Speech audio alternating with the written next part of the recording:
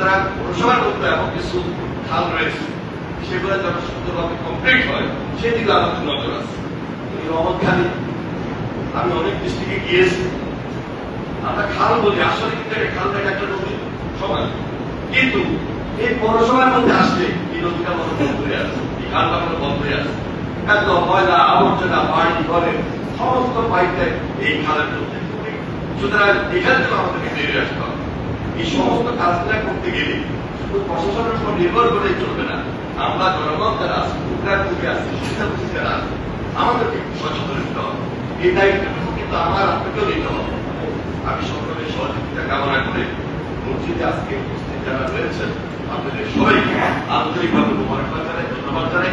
সবাই সবাই জন্য দোয়া করি সুন্দরভাবে করতে পারে সেই দিকে বিশেষ নজর রাখি।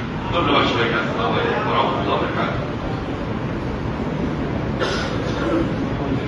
জন্য দোয়াই করে বাবা জানা লাগে এবং পরিকল্পনা সেও আপনি বেশি কাজ করার তৌফিক দান।